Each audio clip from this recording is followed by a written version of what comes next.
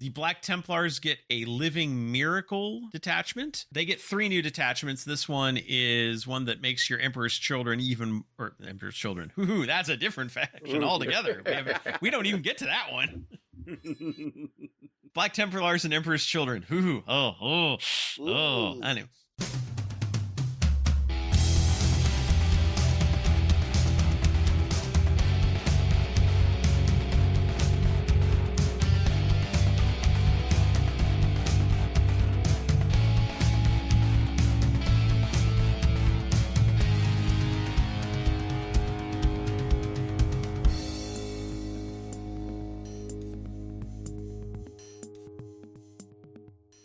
Welcome to Preferred Enemies, the Warhammer 40k podcast that's wondering what's in the box, man. I'm your host, Rob. Kevin. And Richard. No Dennis with us because we are recording on Mother's Day. In fact, this episode will hopefully be out on Mother's Day or right afterwards. But we wish him all the best. He's not going to be with us, unfortunately, today. But we are covering today, if you didn't guess from the intro, the unboxing of Warhammer 40,000 Armageddon, the new launch box for 11th edition, and the faction focuses that have been revealed so far, and some of the things that we can glean from that about what is changing in the new edition, because it's more than just all the rules changes we talked about last episode with terrain and the changes to the fight phase and charges and things like that. So there's more little bits and pieces to pick up. But we'll just jump right in with the unboxing. And I think this is the first time that they've done a month or two ahead unboxing of a new set where they just like go to, here's all the sprues, and we're just going to unpack the box on camera and talk about all the contents. So it was kind of an interesting format to see. Yeah, I think when they did Leviathan at Adepticon, I think they went through the box, but they didn't do like a formal like unboxing, but they did like show all the content on stream when that was announced. Mm-hmm. But yeah, this is the first time that they've gone through and done like a proper unboxing video and show us the sprues and show us the models, which I thought was really cool. It was really nice to have them back in the studio so we didn't have audio issues as well. Oh, no doubt. Yeah. No doubt. It was like, I can actually hear what they're saying. It's fun doing the live events. It's a cool thing to be there in the room and like get the reactions and stuff. But almost every single one of them has some issues. Like, I don't know. It's, yeah. So do we want to start with the minis, or do we want to start with all the other stuff first? Let's start with the other stuff. Okay, let's start with the other stuff. So one thing they are going to have in this box, which is exclusive to this box, it will not be sold outside of this, is a book called Operation Imperator. It is a pure lore book. There are no game rules in it from what we understand. It is just the book of the Armageddon campaign, which this explains that final message when Yarrick finally gets a response back from his distress call, and all he hears back is Imperator. Imperator is the operation to liberate Armageddon from the Orks. Nice. And so we've got a 114-page hardback full of photos of minis and backstory on Armageddon and the story of the operation itself, and talking about the areas that it's being the planet that are being fought over and what armies are being involved, and a little bit at the end to kind of give the backstory on like what's going on in 40k in general right now. This is the new edition lore book, but with a massive focus on Armageddon. I like these. I'm a little bit bummed that this is going to be exclusive to the box. I wonder if eventually it'll be released by itself. Like, I know they're saying it's exclusive, but it would be cool to have like these lore books out there in the wild that can just be picked up, because as we've talked about with digital rules or kind of decoupling the two, it is interesting to have these like lore supplements and then like different rules, books or books more focused on rules. So I don't know. I kind of like this idea. Hopefully it is something that is available if you can't get the box, or they make enough of the boxes that everybody who wants one gets one. Yeah, because it is nice to have some of these. Just a pure fluff book is very cool. Absolutely. Reminds me kind of the what they used to do with Imperial Armor books. I mean, those weren't 100% lore, but they were definitely more lore focused than rules focused. Well, and my first impression when I saw this, the first thing that popped into my mind, and this will be a callback for anybody who remembers, 8 years ago, would be 7th edition. When 7th edition first came out, I mean, yeah, they had the launch box that had like the thin rule book in it, but they also had the standalone set that had like a slipcase with here's the rule book and then here's like 2 lore books with it. And that I kind of like, it was a pain to store after a while, and no one ever, you stopped getting the lore book out after a while. But having the lore as a separate thing apart from the rules also allows you to do whatever you need to do with the rules. And it also makes the individual rules books cheaper because you can, like, the people who want the fluff book can buy the fluff book. If people want a physical rule book, can buy the physical rule book, but they don't have to buy a double thick book that is rules and then a ton of lore. Yeah. And you know, I understand like wishing that it wasn't an exclusive, but I kind of like the idea that it is an exclusive. It is a way to encourage people to buy the launch box. For sure. And the people who are primarily going to be interested in it are people who are going to be playing the armies generally involved here. I think the one army that gets left out of this who might want this book would be Guard players. Because I'm sure the Imperial Guard players would like to see this book as well, because there's going to be a lot of mention of the Imperial Guard, but it is a lot of Space Marines and Orks as well. So those being the factions in the box set, it kind of makes sense. So yeah. As far as the other things, let's talk about that rule book. A slim, soft-bound rule book that is smaller than Thank you. Yes. I don't understand why they were so against putting out the softcover rulebook for a long time. It is the single greatest thing they do, because if the rules are going to change, at least don't make me lug around a 50-pound, like, 400-page rulebook. Like, I love the softcovers. Now, I imagine there's going to be a free PDF of this if, we've had free core rules for a couple of editions since 8th edition. So I imagine we're going to have a downloadable version of this as well. But if you're going to have a physical version, and as much as I like having digital rules, I do love digital rules. I think digital rules should, especially for like the core rules, I think they should be freely available as much as possible. But if you do want to have a physical edition, I'm a big fan of Dead Tree editions myself. I do like the core rules being in a slim, easy to carry book. Where I don't like Dead Tree editions as much is codexes that immediately become out of date because they update them with a quarterly update. But if you're going to have a rule book, this is the way to do it. I love that this is what's in the launch box. I'm curious to see if this is going to be something that is available separately. They don't mention that it is exclusive to this box, so I'm thinking they might just release, this might be the version of the core rules, which fantastic. Yeah. No, I hope it is, because it's nice to have like a book that you can carry around with you easily and not have to, like I said, lug a 400-page hardcover book around with you, plus multiple codexes. So yeah, this is great. As far as the other things in the box, beyond the rule book and this lore book, there's the chapter approved 2026-2027 mission deck. This is the engine that makes missions work. There is no other option from what we understand. Seems slightly important. Important, and I hope they print enough of them beyond this, because this is a gamble. I love the concept. I love that, everything they've mentioned about how the mission structure works, how it ties into your detachments, how you're going to be playing asymmetric gameplay. I love everything about that. What I don't love is that it is entirely contained in a deck of cards that they have shown they are very bad at getting out in the numbers that they need to make them accessible to everyone. I still don't have a 2026 deck. Yeah. Now, granted, that hasn't been a big issue because I've been playing narrative games that I've been using from like 500 Worlds or White Dwarf and like all those missions. I don't know how those missions are going to work in this new edition, so that might just be a whole bunch of stuff that I have and won't be able to use. I'm curious to see if they're going to have any rules or suggestions for converting old missions into this new style. But my biggest concern about this is that this will only be available as this deck of cards. And if you don't get a launch box, or if they don't have enough of these out, it's going to make this is going to be a really hard job for tournament organizers. It's going to be a hard job for anybody who wants to play the game. So it's a gamble. It's a big gamble. And in the past, they haven't shown that they can pay out. but I love the concept. Yeah.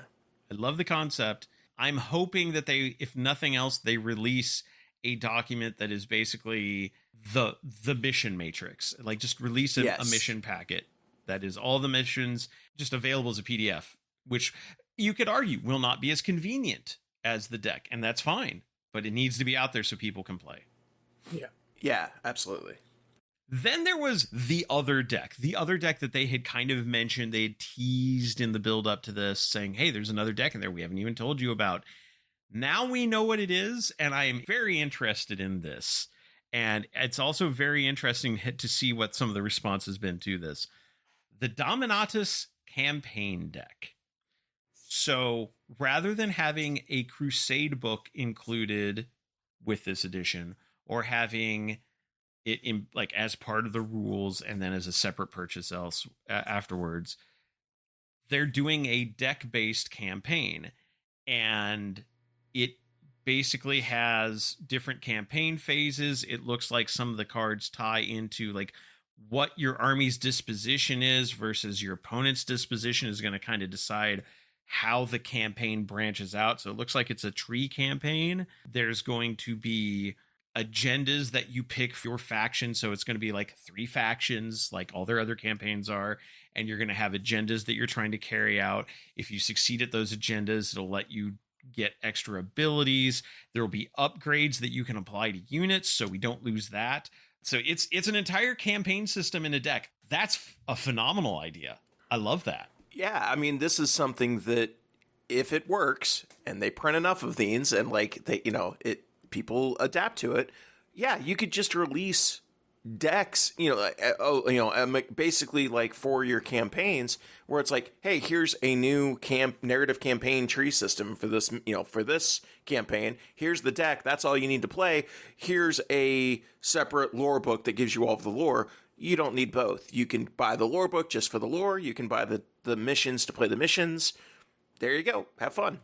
Like, that would be fantastic if they could do something like that. Yeah, and they don't need as many of these in circulation, because I get the impression not every player is going to need one of these. Yeah, like, it may be as long as you've got one person in your group that has this, or maybe a couple people, so you have extra copies of like the upgrade cards or whatever. Like, that would be enough. So this one I don't feel is as mission critical as the chapter approved deck to have a ton of in circulation, as long as there are enough that the people who want them can get them. What they did confirm during the unboxing and the questions afterwards, though, Crusade's gone. Yeah. Between the missions being more narrative inherently and this campaign system, which again does still have the upgrades, something akin to the upgrades that you would get with like battle honors and such, but tied to a particular campaign, this is the replacement for Crusade. And the 40K Crusade subreddit took this with the expected amount of grace. They were not happy. I love the idea of Crusade. I love the idea of getting people to play more narratively, to, play more focused on campaigns and narrative play and like not just competitively. That said, Crusade sucked. I'm sorry. It was a bad system. It was a good first attempt. I'm kind of glad it's gone because it never worked as well or as easy as you wanted it to. So I enjoyed it. I'm glad. I think it was a necessary step. Hopefully this is much easier. Yeah. Yeah. And it's interesting. Like I give jibes to, I kind of jab at the 40K Crusade subreddit, but reading through the comments, it really becomes clear that there's a lot of different players that get different things out of the game. And reading the players who are like, I loved the tracking my experience, and I loved the having random battle honors and battle scars and things like that. It's like, you are a very different person than me, because I never had a good experience with battle scars and battle honors. So I had a very, it gave me a very negative feeling towards Crusade. So somebody who's had a different experience or just loves that kind of swingy, random, I never know what I'm going to kind of get gameplay, if they enjoy that, then I am sorry that they're going to lose that. But I've already seen people saying like, well, I am sure I can layer Crusade onto this. I'm sure. And I think that's one of the good things. Like, if you've got a rule set, and because of the way Crusade was done, as long as it doesn't have anything that just does not work rule wise because of changes in addition, Yeah, layer it on top. It should still theoretically work, and 11th is not so wildly different in most ways from 10th that I think you should have too much problem. If that's your jam and you can make it work, go for it. Have fun. I mean, that's the thing about these narrative systems. You can roll your own. If you wanted to make up your own alternative to Crusade that did what you wanted it to do, you can do that. But I do think a lot of people felt that it was too much overhead, too much bookkeeping. It was Dennis's group had the experience with it was very easy for one or two players to run away with it if they started winning. It is a slow enough system that you can't get a lot of good return from it generally within just like a weekend or a very short time. It requires a long-term time investment, and we've seen Crusade try to work at or like at the narrative events like the US Opens, and I don't think they really did, and it seems like they kind of started moving away from that anyway. So this seems like the inevitable conclusion. There's parts of this that we like, but we want to make something different. Something else I also like about this being card based is, as much as I was saying, like, I don't know what they're going to do with missions in White Dwarf. White Dwarf has had in recent years, they'll do like campaigns. Like there was a while where they had like a Flashpoint campaign that was set in like the Pariah Nexus, and they would have missions and stuff tied in with that. Because these are cards, and White Dwarf has had a history for a while now of having like extra sheets with like punch out cards and things like that. You could have expansions to Dominatus in White Dwarf. Like, hey, here's a new set of upgrades. Here's a new agenda for your faction. Here's a new battle or a new location that we've worked into the map, into the set. If you want to do that, you can expand this without having to sell entire expansions of cards. But you could sell packs of expansions too. Like there's a lot of room to build upon this, even in a card-based system. What I really want them to do is I really want them to release some upgrade or some extras for the campaign on Flexi Disc again and put those back in White Dwarf, because that was cool. I don't know anybody beyond me that has a record player anymore, so I don't know. That probably is a bad idea. But no, that is a good point though, because they can do upgrades and add-ons in White Dwarf and put a couple of sheets of punch-out paper. Heck, you could even do the thing where it's like, hey, buy the next 6 issues of White Dwarf, and here's the full campaign update, to get people to buy. Like, no, there's a lot of potential here, so I really do like this. And they do say it's like the easiest way to set up a campaign, removing the bookkeeping, and you could run an entire campaign in a weekend.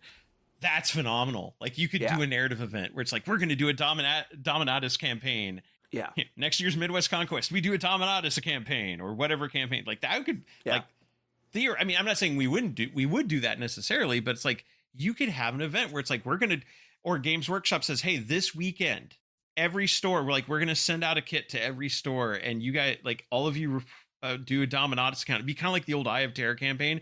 Everybody does a Dominatus campaign over the weekend, report your results, and we'll determine how the Battle of Armageddon goes. That would be fun. Well, and if it's all card based and it's all, relatively self-contained, when you go to the Grand Narrative or the US Warhammer, the US Open, hey, okay, we have 60 players. Here's 60 custom decks. Here you go. This is what you're doing this weekend. Yep. That's a cool concept. And it's relatively low overhead. So, yeah, I think there's a lot of potential for this. Hopefully it works the way we think it works. And I could also see like people getting inspired by this system and building their own decks and doing them through like when we were doing like Renegade style missions at Midwest Conquest years ago, I used make playing cards to get the cards that we gave out for like deciding like what your primary was every turn or every game. And so I could absolutely see somebody saying like, I'm going to have like 30 or 40 decks made of my own custom campaign. Yeah. And use them at an event. Or maybe just like, hey, for my play group, I'll have like 3 or 4 decks made, or maybe a deck for every player. Like this this opens up the space to some loving imitation and iteration. So I'm kind of excited to see where this goes.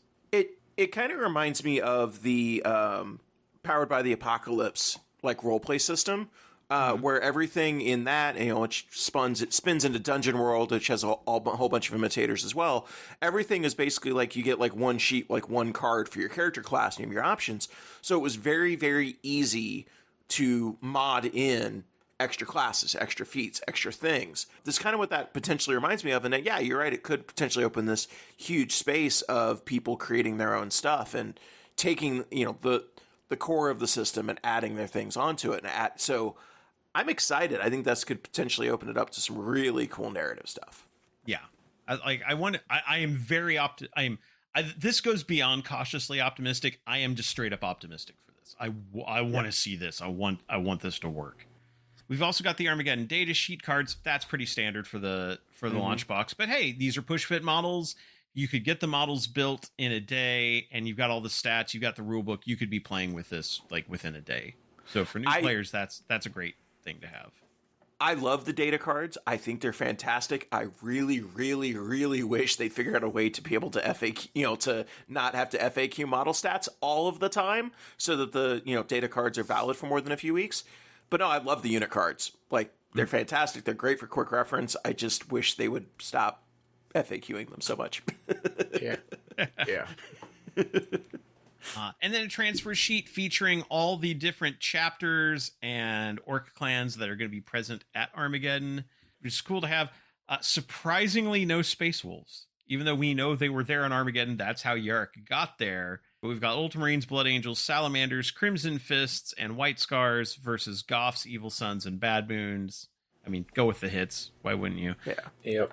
I am surprised, though. One thing that does surprise me, because we're about to get to the miniatures, and there's a thing I haven't mentioned yet, and I'm very surprised. And I realized going back, they hadn't specified that it would be in the launch box, but something that would be available in addition to the launch box. Terrain templates. Yeah. I'm surprised they didn't put terrain templates in here, because I feel like that is something that is critical to how the missions play. Yeah. Yeah, it feels like that could have been, if nothing else, like just cardboard. Yeah, cardboard. A couple of sheets area of punch turn out, markers. like card stock. Not even heavy card stock, just some punch out card stock, and that would give you what you needed to play. So that was the one thing that I was like, I was expecting to see that when they did the unboxing, and it's not there. So that's a bit of a disappointment. Apart from that, that's the one thing. I also noticed they don't include. I don't think they include dice. No one cares. Everyone's got dice. Yeah. I don't know. I've never played a game before. Not ever. Never. No, never. I have no dice. Also, there were no whippy sticks mentioned. I am. Yeah, that's fine. But that's fine. That's fine. So getting on to the minis, I'm going to save the best for last. So we're going to start with the Space Marines. Wow. I mean, you're not wrong. You're not wrong, but wow. Yeah. I'm just gonna throw out there that apart from the characters on the Space Marine are bangers. The characters look phenomenal. The rest of the units are pretty. Yep, those are Space Marines, all right. Yep. They look like Space Marines. Yep. You've seen a Space Marine, right? Yep. Here they are. So first off, Captain with a Relic Shield. Great dynamic pose. He's got his Hero Rock. I love the fact that Hero Rock is even a term that Games Workshop uses now. So, right. I mean, they know what we're talking about. I mean, he looks good. I think the one thing, and I saw people mention this, and I think it is an absolutely fair critique. We've had a Captain with a Relic Shield in a launch box before. He was in the Indomitus launch box. Yeah, but this guy's swinging his sword out. So, rather than, he's in a different pose. So it's in a different pose. Yeah. Honestly, I'm fine with that. I don't need to have a new captain with like new profile. I'm fine just them changing the model around. That's fine. We don't need more Space Marine data sheets. Yeah. It's just funny. It's like, okay, this is a rehash from a previous launch box. Fine, whatever. He does look nice. Like, I'm not faulting the model at all. Good dynamic pose. These are all push fit, but I do like the fact that he comes with alternate heads if you want him with one of two different helmets. Yeah. So either without helmet or helmet with crest, helmet without crest. I am perfectly fine with more Space Marine models. I just don't want more Space Marine data sheets. Yeah. Yeah. The librarian with his force staff instead of like a force axe or force sword as we've had in the past. Again, hero rock, good pose. The cape sweeping up like he's getting ready to, or just has cast a spell. When I first saw it, the way his cape was sweeping up and it went into the staff a bit, I was like, man, it looks like he's ready to rock an awesome guitar solo. Yeah. Get the noise marine and replace it with a staff with that. Yeah, I can see that. But looks good. They brought in the kind of etching and glowing rune work that they had on the Leviathan librarians, like the Terminator librarian. So we're continuing with that. That motif looks good. Again, multiple heads if you want him with or without a helmet. He's got it. So it's solid model. Yes, we've had a librarian before also. Librarians, it's fine. And this one is at least equipped differently, so options are better. Then we get to like the one of the characters where I'm just like, yes, Chaplain with jump pack. Chaplain with jump pack looks phenomenal. Yeah. 10 out of 10, no notes. Yeah. Coolest model in here, I think, for the Space Marines. Absolutely. Absolutely. Unfortunately, he is also meant to join the Vanguard veterans, and yep, those sure are Space Marines with jump packs. Space Marines with jump packs and no weapon options. Just pistols and power swords. Again, head options are good. Yeah. They have helmeted and unhelmeted options. I like that. When they first revealed these, no one was particularly enthused, and once we saw the rest of them, I did see someone say like, "Oh, so they just showed off the most boring one at first, and all the rest looked somewhat better." And like they don't look bad, but they're just Space Marines with jump packs. Yeah. But that said, like, I don't think they had jump vets, before in Primaris, so, like, no, they did not. Fills a niche. Yeah, it's one of those, I think the Space Marine release is not, like, necessarily groundbreaking. You didn't get, obviously, Indominus and, the one before the one with the Plague Marines. I forget what the name of that one was. Those were obviously, like, big ones because those were new Primaris Marines, new Space Marines, filling in the gaps with Indominus. Last time with Leviathan, you got Terminators, and you got some of this stuff. This is filling in a few gaps and adding some alternative models. So it's not going to be as exciting on the Space Marine front. Dean's models are all fine. Yeah. But yeah they're just, they're a starter box. Space Marines have to be in every starter box because... So this is what you're going to get. Like, there's not, like, a lot of new models and new units left for them, and we do not need to get them more data sheets. So, I will not disagree there. That and you bring up a good point that in the past, the last, like, the 8th, 9th, and 10th starter sets were all like the big switch over to Primaris, filling in things, creating new unit types, and this is the first one where Space Marine Codex is pretty much set at this point. Yeah. Like, we know what the force lineup is. If anything, there are still rumors that Firstborn are going away, and Vanguard vets were one of the last units that were technically still Firstborn. Yeah. And so now we've got an updated Vanguard vet that fits the new proportioning and look Primaris. I know that they were never going to do something like this, but this, because they want it to be generic Space Marines available to everybody, but this felt like the opportunity to go into something like, say, the Grey Knights and upgrade that entire line to Primaris and give us new units and new models. But I understand that would then lock them into basically just being Grey Knights, and you couldn't use the launch box for your other Space Marine units. But, like, otherwise it kind of feels safe, and that's fine. I think they got crazy on the Ork side, which is yeah, that's why I'm saving them for later, because that's the really awesome side. So yeah, but yeah, I just feel like this is very safe, and like that's fine at this point.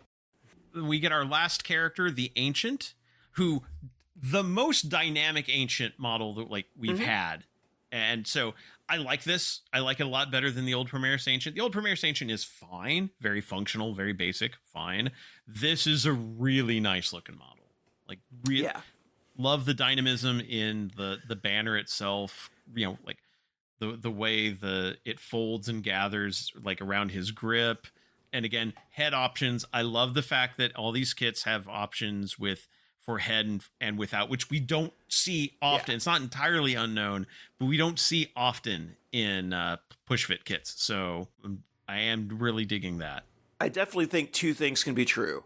This is the coolest Space Marine Ancient model they have made so far. This is far and away the second coolest banner model in this box. Yes. Yeah. Both of those things are true.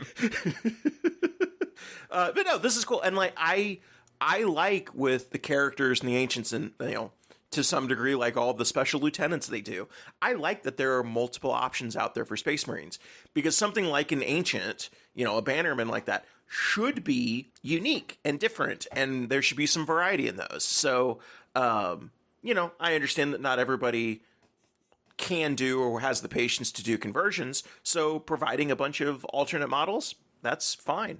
And it's a great way to sell more Space Marines, and yeah, so like this is a cool model. I like it. Yeah, no, I don't dislike it. I like I said, I think the characters, even though like 3 out of the 4 are effectively retreads from like just a couple of sets ago, these are still very good models. Mm-hmm. So Yeah. and they did specify while there is a lot of sculpted detail here, they've kept a flat area for your chapter symbol, which you know, they've included all the transfers. So it's like it can be any chapter. It's not none of like they were very clear, like these are push fit, but there is no chapter specific iconography sculpted onto any of them, so they can be whatever chapter you want. So I did appreciate them doing that. It does mean that if you have like Blood Angels shoulder pads or things like that, have fun chopping those arms off before you push fit them on. But I've done that before. It's perfectly doable. It's just a little bit extra labor. Yeah. Yeah, no, I like it. Yeah. Then we've got the Intercessor Squad. We knew there was going to be an Intercessor Squad in here. Yep, they're Intercessors. They look fine. Like, they're not bad. They're a nice variety of poses. They are not all like the same 2 or 3 static poses, which is nice. I think they oversold and they're using parts of marks of older armor because they're running out of Mark 10 bits. It's barely noticeable. There's a couple pieces here or there. Yeah. But that like, said, a couple it's helmets fine. and stuff like that. Yeah. It's fine. Like, it's good. I like having alternate models. If you're playing Space Marines, you have a lot of intercessors, so having some alternate models to spruce up a squad, perfectly fine. Yeah, no, it's fine. I won't mind adding a squad of these to my Blood Angels collection, because like I can either mix and match them with the existing intercessor squads, or I can just run them as a squad by themselves. They'll fit in perfectly fine. It's whatever. So they're fine. Yep. Then the unit that kind of boggled me that they had this in there, and that is the Eradicator Squad with heavy bolters. Now, we've had Eradicator squads in the past. We had it a couple sets ago, and they had Meltaguns. Like, that was their, like, and they're still a very good unit. You often see them mixed into, like, especially, like, Death Watch will mix in, like, or the Eradicator models into, like the kill teams that use Gravis armor.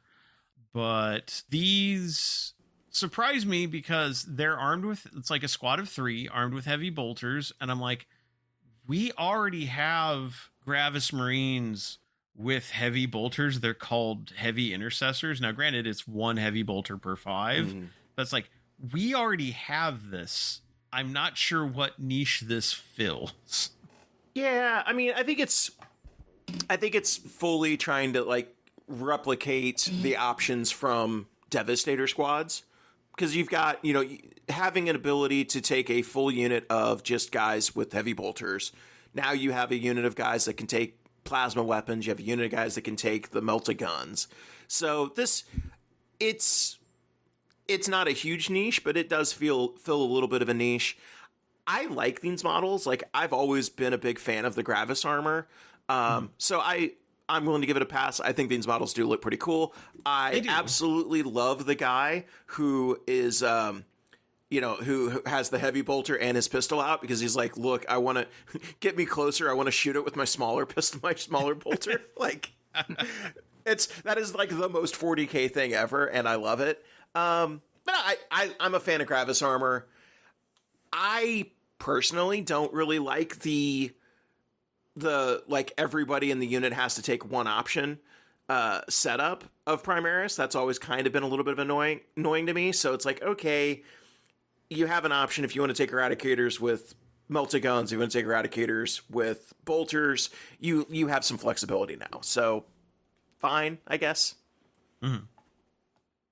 Yeah, it's like it just was one of those, that's a thing, like people had spotted, like leading up to the unboxing, had spotted on a couple of photos of like the side of the box showing like, hey, there's some Blood Angels with blue heads there, which is traditionally indication of like a Devastator / heavy weapons team. Mm-hmm. And so, and I do agree with the comment I think they made during the show that heavy bolters are more applicable to deal with orcs than like Meltaguns would be, because you need to put out as many shots, and apparently this unit will have rules that put out just a ridiculous number of shots.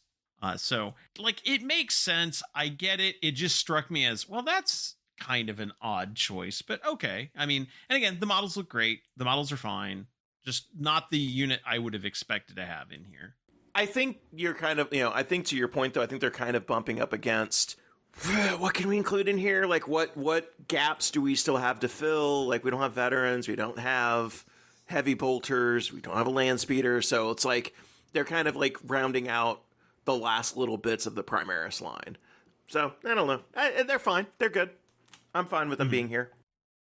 And then the final Space Marine unit, the Land Speeder. Not a Land Speeder Storm, the other Primaris Land Speeder, but just a straight up regular Land Speeder, although loaded with more gun than Land Speeders normally have. It's got a Onslaught Gatling Cannon, which we've seen before on other units. It's got a sideways multi-melta, which is really nice looking. I dig the sideways barrels this time. And it fits the profile better. And then crack missiles on the wings. So threats to everything. It is on a base plume of smoke coming off a rock that in GW's tradition now spits in the eyes of physics. But I mean, like it looks nice. It looks like an updated land speeder model. And they do have a photo later down showing them in like Ultramarines colors, and there's a land speeder Storm in the distance, so very clearly these are not the same unit. This is one does not replace the other. We've just got smaller land speeders back again. Yeah, I don't hate it. I think it's fine. It's nice to have back. I'm sure they're going to have a standalone kit eventually. Hopefully they are not going to do what they did in a couple of sets back, where they had, gosh, no, it would have been the 8th edition box set where they had the suppressors that they never released separately ever. Yeah, they did that with the Indominus box and like a lot of the character models. Like the Judiciary, you still can't buy separately. Well, a lot of the Necron stuff's like you have to buy the entire Royal Court to get all that stuff. And it's like, and it's $110. Like, so, give me a $30 Royal Warden kit. Like, come on, guys. Yeah, but no, the land speeder looks fine. Again, it's nothing fancy. It's a land speeder. It looks like a nicer version of the classic land speeder kit. I give GW a ton of props because they didn't do the one thing they normally do on all Primaris vehicles. They didn't stick like 18 heavy stubbers on it. So good job. That is, damning with faint praise. Golf clap. No, it's a good model. Land Speeder's a classic model. It gives me hope that since they're kind of like re-envisioning some of these classic models, that eventually they will probably do a Land Raider Rhino upgrade. And like not just because a lot of people are like, oh, they're just going to replace the Rhino with the Impulsor. And I doubt it. I think it's a classic enough kit that they'll upgrade it maybe and make it a little bit bigger for Primaris proportions, but you'll still have a version of the classic Rhino. This gives me hope that like, when they go to do that, they can make a new version of it that still has the classic aesthetic that still fits with everything they're doing. So, Yeah. And I will definitely take the tiny physics-defying point of contact on the model as opposed to the little clear plastic pins. I hate those. I'm glad they're gone. I haven't seen it in any of the pictures, but they did mention on the video that there are multiple contact point pins like on here. Like this is the rock and this is the one they're showing, but there is like an alternate one that's in there so that you can have some variety and they're not all like on the same rock outcropping coming up from the base. I haven't seen it. I haven't seen the other one, but I do remember them mentioning that. They're like, oh yeah, no, there will be options so that you have, you know, they look different. They're not all bouncing off the same rock outcropping. So that's good. Hopefully that's cool. And they do have an option in here. I didn't mention it before, but there is an option in here to replace that heavy onslaught Gatling cannon with like a twin linked heavy flamer. Okay. So I was really hoping you were going to say heavy stubber. No. You only get you get one. You can't get away from it. No, but no, I do like the idea that if somebody bought 2 of these boxes or like split a couple of boxes with like an orc player who wanted a couple of boxes, and orc players are going to want a couple of boxes. I'm just going to put that out there right now. Yeah. But like you could have 2 land speeders and have them equipped differently. Have one with the Gatling cannon, one with the flamer. I like that. I like push fit kits that have options. That's great. So that is all the Space Marine models. And now we're going to go from, it's fine to, oh my God, this is cool. And we're going to, when we switch over to the orcs. So first off, we've got the new War Boss model, which, Yeah. He nice. He big boy. He's he's pretty cool. Got that big chop up there and the custom shooter. And yes, as we kind of had mentioned before, proportionally wise, he's proportioned different than orcs of the past. It primarily comes down to like the length of his legs, because orcs previously have pretty much always just had really short, stubby legs, but he's a little taller. He didn't skip leg day. No, he did not. Also, love the fact that they're doing the back, the pole banners, like for bosses again. Like that's and they started doing that with like some of the Eldar one models they've released recently too. I just love that. I love that aesthetic. So cool. And I do want to be clear, this is not the plastic war boss they showed off in early March. This is a different war boss. That one from March is a multi-piece kit that will come out after this box. So this is a unique war boss to this launch box. Yeah. And again, like just like we said, the Space Marines, I think it's good for the big leader characters to have alternate poses, to have, alternate models that you can use, so that when you're going to want to put multiple war bosses in your army, you have options. You have guys that can look unique and different. So I love that he has a chain axe that's connected literally to a jerry can strapped to his back for fuel. Yeah. Yep. Then we've got a model which actually represents, I think, the first new unit we've seen for characters for orcs for a while. A big boss who is like one step down, but he's like a step between a knob and a war boss. Yeah, he basically kind of a lieutenant sort of idea, I think. So orcs will steal everything, including Primaris lieutenants. Yeah. Yeah. So yeah, this guy has a very interesting little squig guy on his base. Like that is the weirdest looking squig, but is very clearly a squig. Yep. They even mentioned the biggest advantage this guy has over the war boss is that he is accompanied by a squig. So yes. And then we get to what you suggested, Kevin, was the best banner carrier in this box set. The banner knob. Easily. Oh, yeah. We haven't had orc wall banners for a while now. And so what a comeback. Yeah. Yeah, this guy is glorious. And I am happy that I will have a use for like all of my older models with wall banners. I had converted a few, and I have 3 different of old metal ones. Yeah. No, he looks sweet. That is just, again, the dynamism in like the banner itself, his hair squig blowing in the wind, and he just looks fantastic. Big space on the banner for you to put a decal from the 3 options that are in the box, or freehand your own if you want. Yeah, no, this is fantastic. This is stellar. Fantastic looking model. Yep. Also, this is such a character heavy box for Orks, because then we also get a Pain Boy with a Grot Orderly. Yep. Which I did not expect that. Yeah, I mean, the most recent Pain Boy model was not really that old and was a pretty flashy model. This guy's quite a bit beefier. I do enjoy that, and always having another option for weird little grot guy. Always love that. Yeah, that bone saw, I want nothing to do with that. I don't. It's not for you, Kevin. God, it better not be that. I don't want to be in the same zip code as that thing. The detail that gets me is the blades that the Pain Boy has had implanted at the ends of a couple of his fingers with screws. Well, you got to be able to take them off as needed. Yeah. And I like the fact that, like, whoever painted this paid close attention to those appendages, those phalanges being kind of red and swollen. Like, these were put on recently and not in a very sanitary manner. Like, these might be slightly infected. We're not sure. What? But no, there's so many little details on here. Also, props to whoever is doing the paint job on this.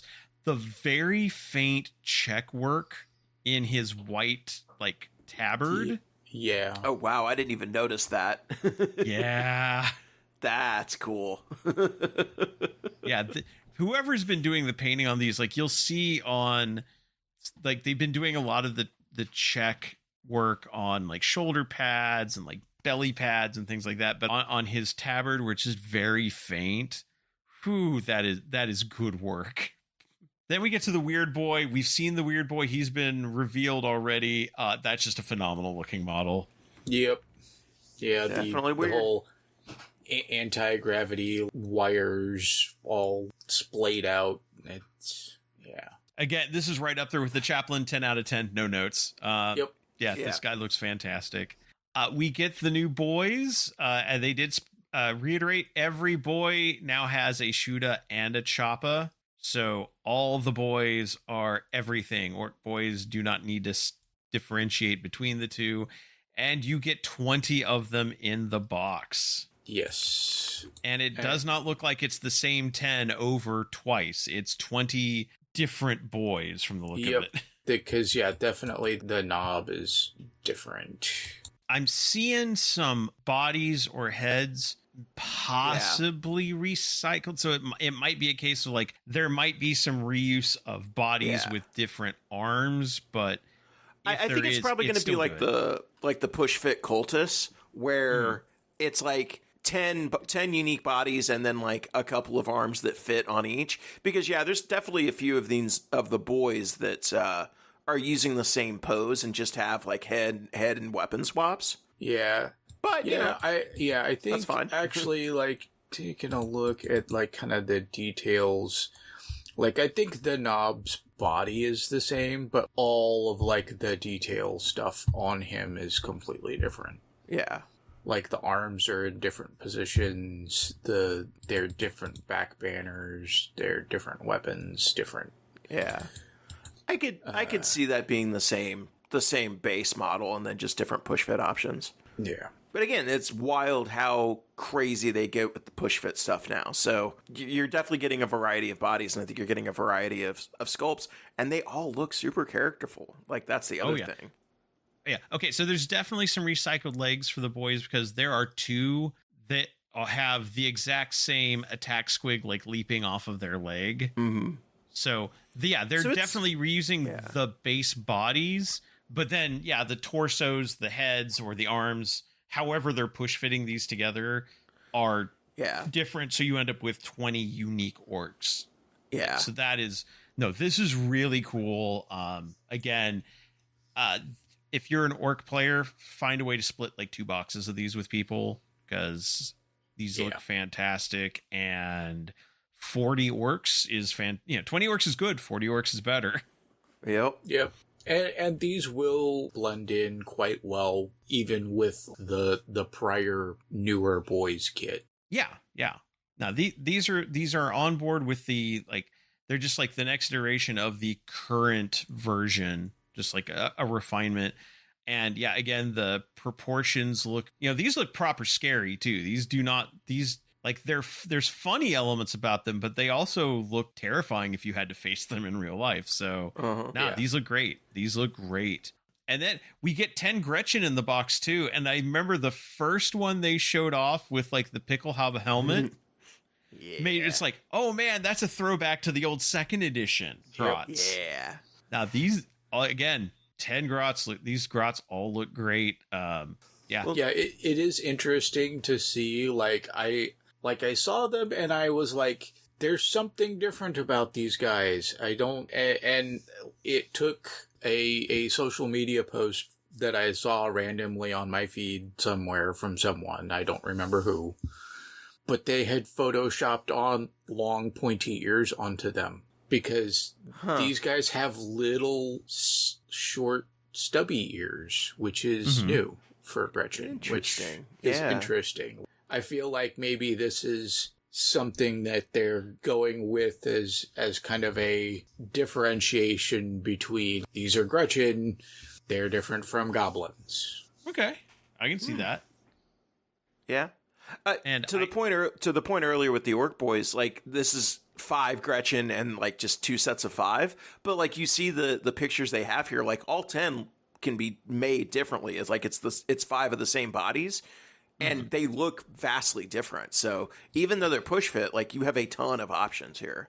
Yeah. No, I love what they're doing with because you can see like I'll see the same head or the same head and arm, but then the other arm will be different, or the body will be different. Like I'll see the head and one arm from one, but on a different pair of legs. And so theoretically there will be multiple ways to combine these outside of just these 10. I'm curious to see what they do, but these look good. These look really, really good. And would not have expected to have Grots along with everything else we've already seen, and we're not even done yet. Yep. But wait, there's more? There's more. There's a couple more. Space Marines get a vehicle. Orks get 2, and one of them is a return of a model we have not seen since like 2nd edition medals, like 2nd or 3rd edition. The War Track. They had plastics. Oh, did they have a plastic War Track? They did have. Well, I think initially it was a combination of plastic / metal, and then later on they had an all plastic one because the ones that I have are all plastic. Oh, okay, but they don't look anywhere this good though. No.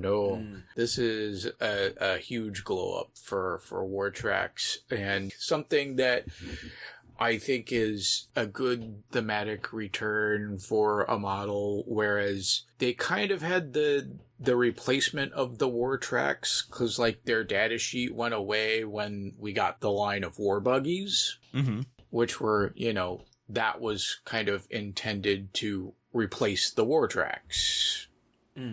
But they didn't exactly do the same thing, and they didn't feel the same. So, like, it's nice to see these back. And the first response I saw from people was like, Gorka Morka when?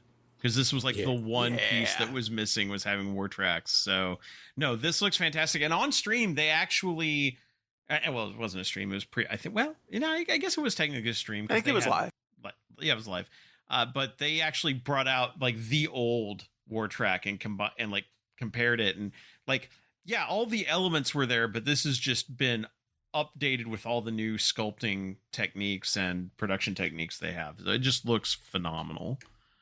This is fantastic. And yet there's still one other thing in here, and that is the big mech Dockerig. That is a big mech riding a walker that is just a giant gun. Yeah. I mean, I don't know. I don't have anything else to say. You basically just described it. Like it's awesome.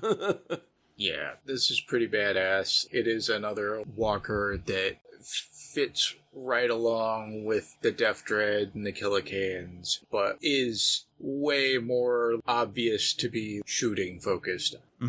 As it has no arms. It is just a gun. And what a gun. A gun and rockets, I should say. It does have like underslung rockets too. Yep. I will say this, like everyone was talking about how 11th edition was going to be like the scout edition and like scout tanks and stuff like that for some of the different, like armies and guard and stuff. moving. Yeah, and fast moving stuff. Honestly, so far this has kind of turned out to be like weirdly the Walker edition, because like we get the sister Dogmata Walker. Like, I don't know. I'm just like, I would not have called that. I don't know. It's just weird. It's fine with it. Just weird. It was definitely the one thing in the cinematic trailer that just caught, like, that and the chaplain were the two things that caught my attention right away. It's like, what is that? Yeah. That's a thing we've never seen before. What is that? And so now we know, and it is made of gun, and it is fantastic. As far as the two sides, like the Space Marines are fine. They're whatever. They're Space Marines. They're nice, basic Space Marines. The Orks make out like bandits in this box set with some of the best sculpts that we've seen in a starting box for a while. I'd say probably some of the best sculpts since like the Death Guard revamp when the 8th edition box set came out. But these, I think, even top that easily. And it is just a stellar set of models. And they said that the Ork models in here points wise come to around like 800 points. So a couple of these boxes and you are well on your way to a 2,000 point army. Yeah. Like this could end up being like my new Black Reach. I was going to say, like, it's not quite like the levels of absolute savings that Black Reach was, but again, the technology to make models is so much better than back then. And this is about that level of generosity. Now, we do not know what the price is on this box set. There's a lot of plastic in here. Yeah. Especially on the Orc side. But like, hopefully it's it's no more expensive than Skaven Blight was, which was roughly in the $250 ballpark. So if you can split this with somebody, $125 for this many Orcs is a phenomenal deal. Yeah. Right.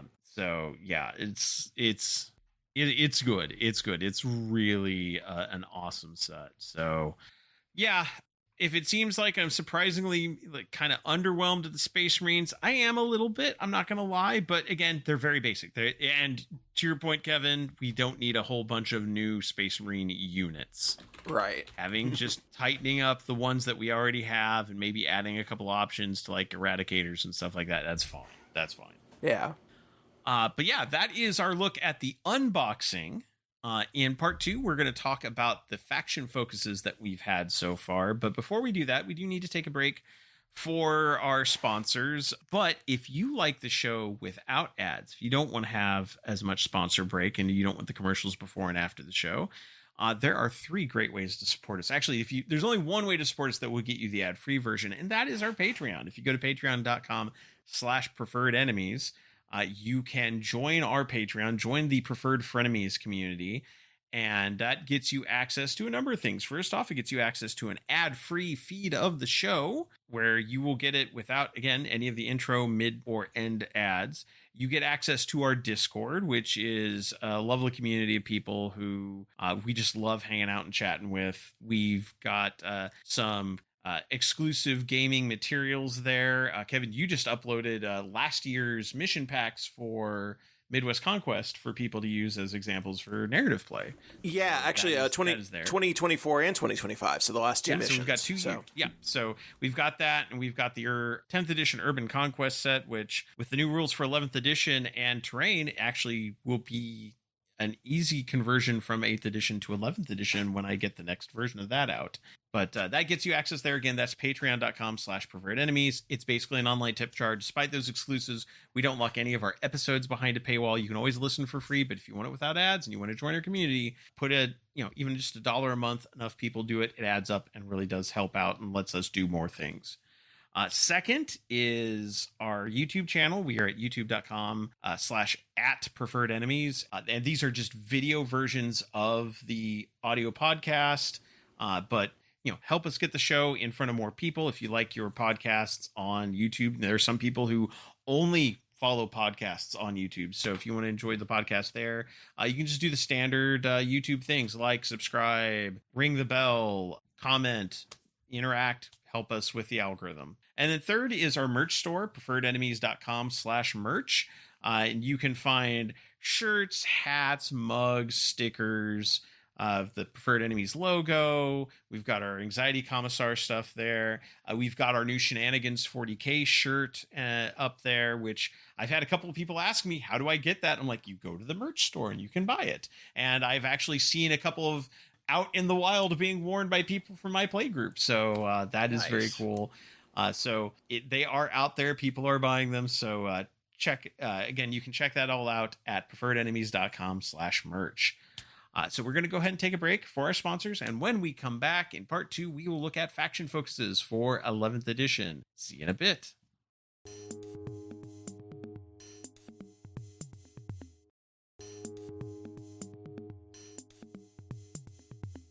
And we're back. And that means it's time to dig into part 2, which is our look at the 5 days worth, but 6 factions of faction focuses that have been released so far. And they start right off with the Orks. Like, just dig right into it. In each of these, they've been revealing 3 detachments per faction. These are among the 70 new and updated detachments. And none of these are codex detachments. They are not touching anything that is currently in a codex as far as these articles. Now, one thing they did specify, I'm going to go ahead and mention it here because people were asking and it gets answered a couple of days later. Every detachment that they're discussing in these articles are single detachment point detachments. These are 1-point detachments, which means in a 2,000 point game, you could combine this with a 2-point detachment. And they also specified, I believe it was in a Facebook comment, that the codex detachments are generally going to be 2-point detachments. Now, there may be a few 3s mixed in there if they feel that they're suitably powerful. But everything that is going to be discussed on the faction focuses are single point detachments. So that's kind of interesting. And that makes sense with all of these because they are very focused in on particular unit types. And that actually addresses one of the issues we've had with detachments in the past is you'd have a detachment. It's like, it's good for like three units in your codex and nothing else in your codex gets anything. And so it's like, well, we want these stratagems to be kind of universally good. I think we mentioned this last episode, but now having these like, hey, I can slot this in and make this particular unit type better. And then I can still have like my main army rule, my main detachment alongside that fixes that problem. Absolutely fixes that problem. And it allows them to make these smaller, focused, but maybe not as powerful detachments work in a way that we've never, like, it's been one of the issues with 10th edition, and this is a great way to address it. Now we're seeing what that looks like. So, like with the Orks, we get 1 new detachment and 2 of the updates. So the 70 new and updated, I think there's going to be like a lot fewer new ones than we expected. There's just going to be a lot of updates of older ones. So first off, we get the new one, Roland Def, which is a battle wagon hunter rig kill rig detachment. Adds the wagon keyword to battle wagons, hunter rigs, and kill rigs. Friendly wagon units can re-roll charge rolls, and when the wagon advances, they just auto-advance 6. Changes their advance rolls to a 6. So they charge better, they always advance full distance. Great. Yep. What I find interesting then is the next sentence, and this is something we will see on some of the other detachments as we go through these. This detachment has the wagons tag and cannot be taken with another wagons detachment. So you can have multiple detachments that affect the same kind of unit, but you can't ever combine them to make like, now my wagon, now these units are twice as good because I've combined 2. So not only do we have the points, we now have keyworded detachments that can't be combined with the same keyword. And that's an interesting limitation for army construction as well. Yeah, that makes sense. So I can definitely see like they're really trying to figure out how to make the detachment system better. And I like this. You've got an upgrade enhancement. And remember, upgrades can be placed on what? I think 4 units? I think it was 3. Yeah. Yeah, I think it's 3. Wagon upgrade for boarding ramps that when units embark embarked within this unit disembark, they get +1 to charge rolls, so it just helps you charging out of the vehicles. We get one stratagem, the Brutal Broadside stratagem. In your shooting phase, when a friendly battle wagon is selected to shoot, your unit's ranged attacks, excluding attacks made by weapons selected for firing deck, so this only affects the weapons on the vehicle itself, not anybody who's on board, have rapid fire X, where X is that attacks A, or attacks. And this is something else we will see in stratagems, is the stratagems are now using abbreviations to be a little bit more concise. But basically, they double their shots if they're in half range. Like whatever their attacks are with the ranged weapon, they get twice as many. Kind of giving us a hint of this is how stratagems are going to look in this edition as well. And we will see other abbreviations. We actually get an abbreviation for invulnerable save later, which is interesting. Then we get the Tactical Brigade, which was if I remember right, the Tactical Brigade was our orders detachment. Yes. It is not that anymore. Yeah. That one was one of the ones that came out too powerful out of the gate. So now they have changed it into a Storm Boys detachment. Storm Boys have battle line, and when a friendly Boys, Commandos, or Storm Boys unit is selected to make an advance or fall back move, that move does not prevent that unit from being eligible to start an action. And they give an example of a mission with an action, which is a secondary mission for attackers, plunder, which I'm assuming defenders have something similar. Although that'd be interesting if attackers and defenders are going to have different secondary missions this time around. Could be, don't know. Usually the decks are just mirrored, but they could just give an example of an action. It's like, hey, they could advance or fall back and still do the thing and get victory points. They have an enhancement for an infantry war boss model, excluding mega armor models. This model has infiltrators and stealth. That's the slippery git enhancement. And the Dead Sneaky stratagem allows your commandos or storm boys to just immediately go into strategic reserves if they're unengaged. They don't even have to be near a battlefield edge. They just can't, as long as they're not engaged, they just can go back into reserves. So this is going to play very differently than the previous Tactical Brigade, but having it kind of limited makes sense. Yeah, I think these are more simplified versions of detachments, but the fact that you can have multiple detachments within your army makeup, that makes sense. Mm-hmm. Yeah, this, like I said, this, looking at the old Tactical Brigade, like this is a very different detachment. Although Dead Sneaky was still in there. Yeah, and it still focuses on the same types of units. It just treats them very different. Yes. And then we have Mordaka. Mordaka, not really changed that much, although it does not affect walkers anymore, sadly. Orc infantry units range attacks have assault, and if the wall is active, they have sustained hits 1.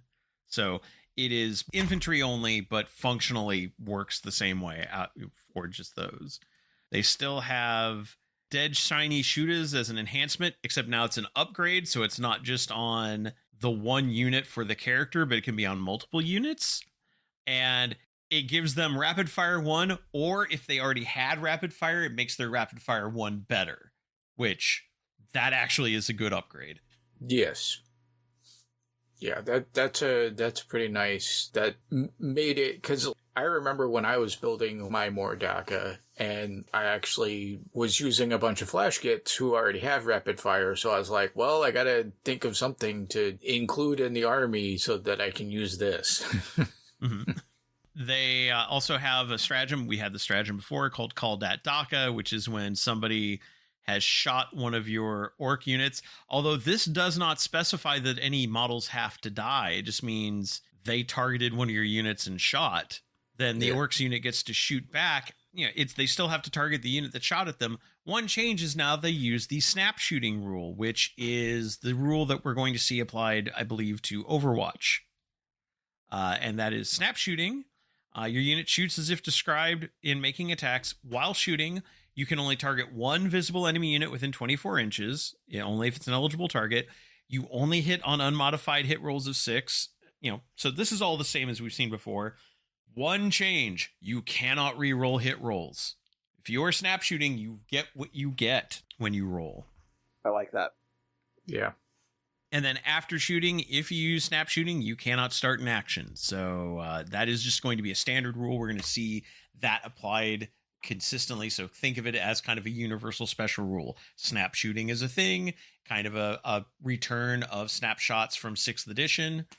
See, that preview we did, the April Fool's joke just keeps coming more and more true, doesn't it? It really does. It really does. But yeah, so like what we're seeing with these little detachments is they're going to beef up certain things. They'll have tighter focus, but being able to slot these in alongside something else like this connected to like a green tide or something like that would be really, really good, especially since all orc boys have shooters now too. Yeah. Yeah. Moving on, Space Marines. We actually get a lot of detachments with Space Marines because they decided to give us one for all the various chapters, minus one special one we'll mention at the end, in that they didn't mention it. So we start off with the Fulgurus Task Force, which is this is a new detachment. This is a brand new one. Friendly land speeders and storm speeders have the speeder keyword. In your first movement phase, speeder units can make an ingress move, meaning they can deep strike. Ingress move is our standard keyword for an 8-inch deep strike. They have an upgrade for bellicose weapon spirits, which can only be attached to speeders. This unit can re-roll damage rolls and rolls to determine the attacks A of a weapon. Just re-rolls built in, but not to hit, not to wound, just how much damage and how many attacks. We get a reactive move stratagem called Reactive Evasion. Your opponent's movement phase, when an enemy unit sends a move within 8 inches instead of 9 inches. We're seeing 8 inches being like the standard stopping point for things now instead of 9. Mm-hmm. And the speeder can make a D3 plus 3-inch normal move. So again, we're starting to see the shifts of the edition from the 9-inch bubble to the 8-inch bubble. We have the return of the Librarius Conclave, which was the all-librarian focusing on different special powers detachment. The old version, basically at the start of the battle round, you select a psychic discipline. All your psychers have this ability. Actually, I think it's pretty much the same. Biomancy gives you +2 movement. Divination lets you reroll hit rolls and wound rolls of 1. Pyromancy gives your attacks an extra AP within 12 inches. Telekinesis says range attacks that target you are -1 strength. Telepathy, you ignore penalties. Which does mean telepathy will also ignore cover. And that is something else we will see later. They do specify, but we'll get to that when we get to that. But it affects, in this case, it affects the unit. So if the psyker is attached to a unit, their unit gets to ignore all the modifiers as well. The enhancements have changed, though. Instead of enhancements being focused on particular psychic powers, or they've changed the psychic powers. This one lets you put a unit into strategic reserves, and if they are using telekinesis, they can deep strike. Then we get into some other, I think this is another new detachment, although it's very similar to like the Raven Guard detachments we've had. The Subversion assets, this is your all Phobos, all Scout Squad detachment. In your shooting phase, this unit can select one visible enemy unit within 12 inches. That enemy unit is detected. While a unit is detected, that unit has +3 inches of detection range. What I believe this means is that basically you've got the hidden rule, right? For like if you've got an infantry unit in ruins, they are hidden. If they don't shoot, they basically have like 15-inch lone operative. I think this makes it 12-inch lone operative. So if somebody else gets between 15 to 12, they can target that unit. That makes sense. On the other hand, on the flip side of that, usually if you shoot, you're no longer hidden. They get a stratagem that allows their Phobos or Scout Squad unit to become or to remain hidden after shooting, which is kind of nasty. But again, very limited in scope. It's not just all your units. It's just those particular units. And then an enhancement to make one of your Phobos characters have lone operative and stealth. And they do specify a couple of things. First off, lone operative says unless they're part of an attached unit, the unit is not visible to enemy models unless they're within 12 inches, and you can't target them with indirect fire either. So they specified that you can't indirect unless you're within 12 inches. Because in the past you could just say, well, I can't see it, but I'll just shoot that space and see what happens. Right, yeah, that is no longer a thing. On the other hand, stealth now just provides benefit of cover. Now remember, benefit of cover is -1 to ballistic skill, which also means if you have anything like telepathy, which lets you ignore modifiers to hit rolls, I mean, in the past that ignored stealth as well, because stealth basically functioned the same way, but because stealth is explicitly the benefit of cover, anything that has ignore cover also ignores stealth. Anything that gives you ignore cover is now more powerful because it shuts down stealth entirely. Black Templars also get 3 new detachments, including one that enables you to have an even more powerful Emperor's Champion. When a friendly Emperor's Champion unit is selected to fight, they can reroll 1 hit roll and reroll 1 wound roll. And enhancements from this detachment do not count towards your total number of enhancements, because remember, there's an enhancement total based on game size because you can have multiple detachments.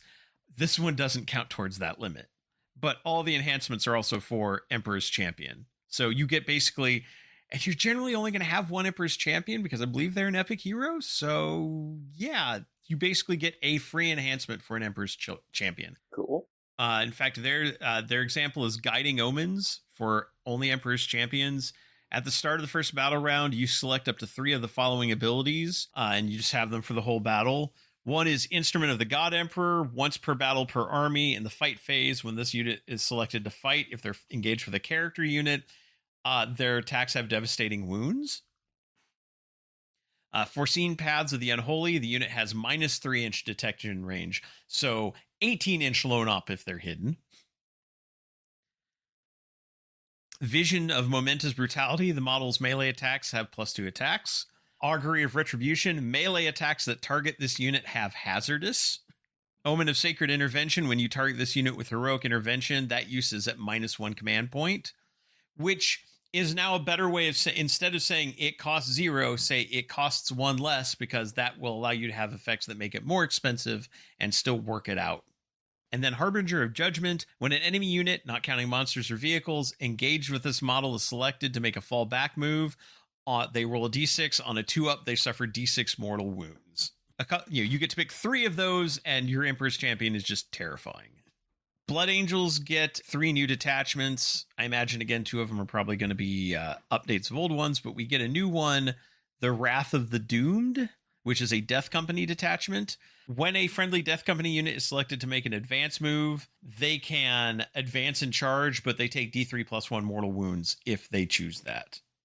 And this detachment has the Doomed tag, which means you cannot combine it with other Doomed detachments, which means there will be multiple Death Company detachments. There's already one in the Codex, so that one will probably also have the Doomed tag, so they're basically saying you can't combine that with this.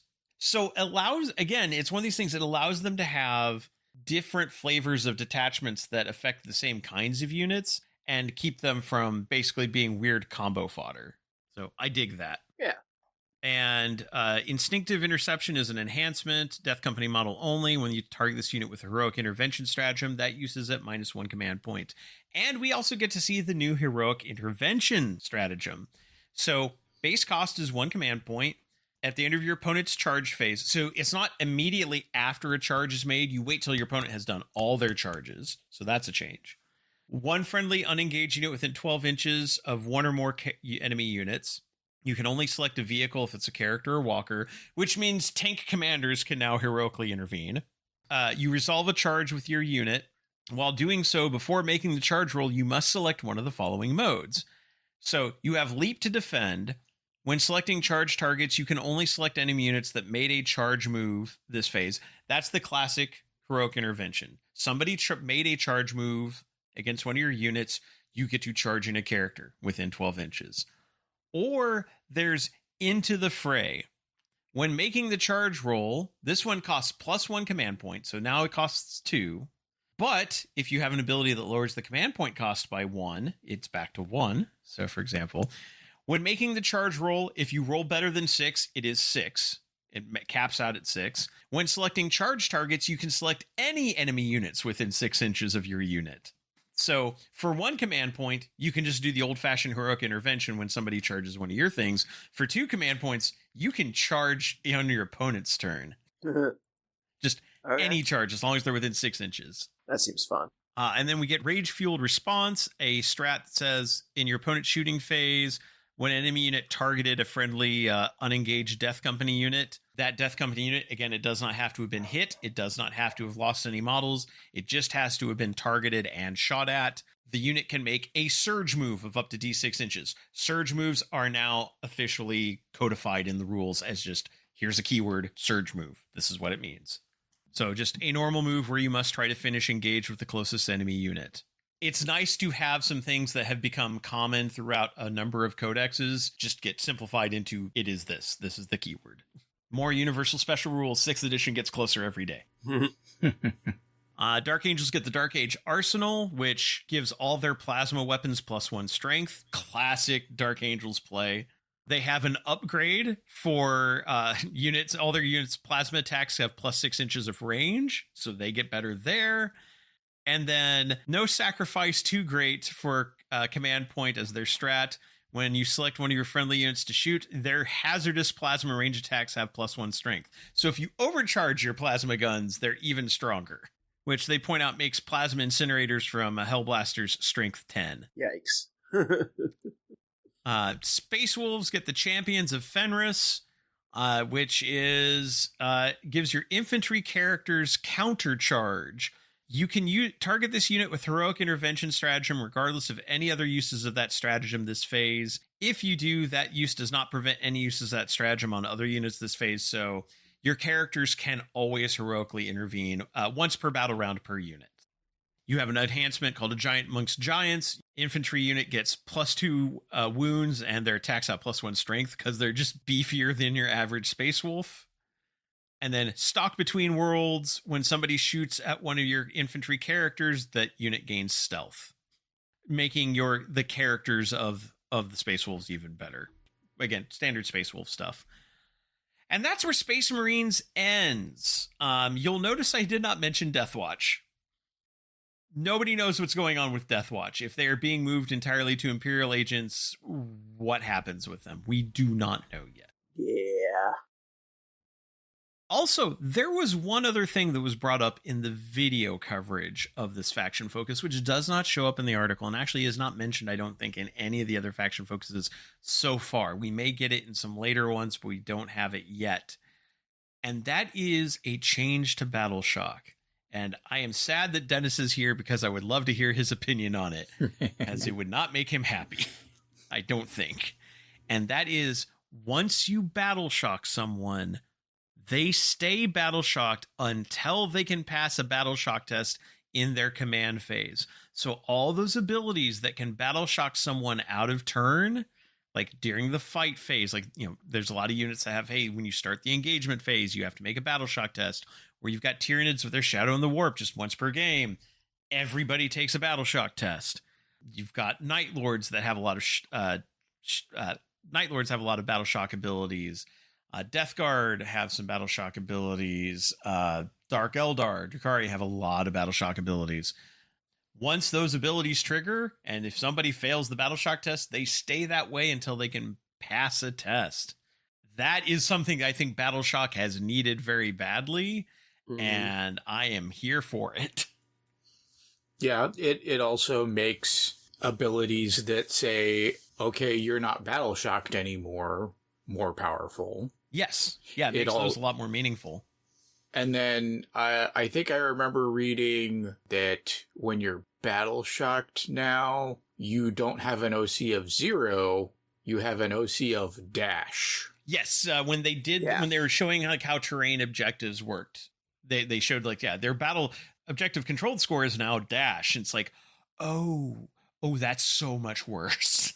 Yes. So yeah, I think Battle Shock is going to be a very viable strategy going into 11th edition. It will absolutely mess with armies, as it kind of should, and it makes those armies that lean into fear effects like that more viable. I like that. It's a complaint we've had about Battle Shock, and I'm excited to see it. Moving on, we've got the Astra Militarum faction focus. We get 3 detachments here. First is a new one, Abhuman Auxiliaries. This is a Commissar and Abhumans, which would be Bulgrins, Ogrins, Ratlings. The change here is that Bulgrin, Ogrin, and Rattling units have the abhuman keyword. The detachment has the abhuman tag. You can't combine it with any other abhuman detachments. Also, commissars gain the ability to issue the take aim order, which is the one that gives you +1 ballistic skill, or +1 to hit, and issue one order to a friendly abhuman unit, which means they can tell an Ogrin squad to take aim. And because they can also give orders to guardsmen, because they could give some orders to guardsmen before, now they can give the take aim order as well. So it allows you to use your commissars as a stronger officer than you could before. So it's still good. It doesn't just have to be for abhumans. One of their enhancements is the Exemplar of Duty, and this is an upgrade, which means you can spread it among multiple commissars. Upgraded commissars get Feel No Pain 4-up, which is very solid. Always nice to have more survivability in an army that, doesn't have a whole lot of armor. Absolutely. Yeah, traditionally a very squishy infantry. And then a stratagem for Rattlings that allow Rattlings to do the same thing as like that Phobos squad stratagem. They can shoot and remain hidden. You're going to see a lot of sniper detachments, I think, that have something similar to that. We've got the Bridgehead Strike detachment, which was the Militarum Tempestus detachment. This one is somewhat similar. If a friendly Militarum Tempestus officer model is your warlord, then your Tempestus Scions are battle line and have +1 OC. And when a friendly Militarum Tempestus unit is selected to shoot, if that unit was set up this turn, their range attacks have +1 to hit rolls.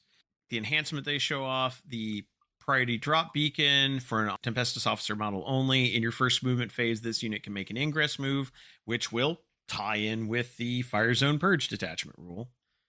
And then they've got a stratagem for Firing Hot, which is their Hotshot Lasgun stratagem that gives them +1 strength and AP if they're shooting within 12 inches. And then we have another new one, the Designation Force. This is basically a Scout, Sentinel, and Smoke unit. So friendly Scout, Sentinel, and Astra Militarum infantry smoke units have the ability signal flares. In your shooting phase, the unit can select one visible enemy unit within 12 inches. That enemy unit is designated. While a unit is designated, that unit has +3 inches detection range. So again, it's like you light up a target, and then other people can see it if they get close enough. And then this detachment has the recon tag and cannot be taken with another recon detachment. We already have a recon detachment in the Codex. I imagine that one will gain the recon tag, so you cannot combine them. That would be my guess. And then they have an enhancement for Scout Sentinels as an upgrade. This unit has Infiltrators, so you can have up to 3 units with the Infiltrators keyword if you want. And then some Smog Screen in your opponent shooting phase. One of your guard infantry units, if a unit either attacks your unit or a unit that is not fully visible to the attacking model because of models in your unit, the target has benefit of cover. So your unit can pop smoke and have cover. If they are screening a unit, they can give cover to the unit behind them because they're popping smoke. Kind of interesting there. Then we get to Tyranids, and we've got our detachments here, a couple of new ones and one revamp. We've got the Ambush Predators detachment. This is your Lictor detachment. Death Leaper, Lictors, and Neurolictor units have Deep Strike. And when Lictors and Neurolictors target a character unit, they can reroll hit rolls of 1. They have an upgrade for Neurolictor, Lictor, and Von Ryan's Leapers units that if someone moves within 8 inches of them, they get a reactive normal move of D3 plus 3 inches. So that seems to be the standard reactive move is D3 plus 3 if someone comes within 8. We've seen a couple of those so far. I imagine that's going to be somewhat consistent.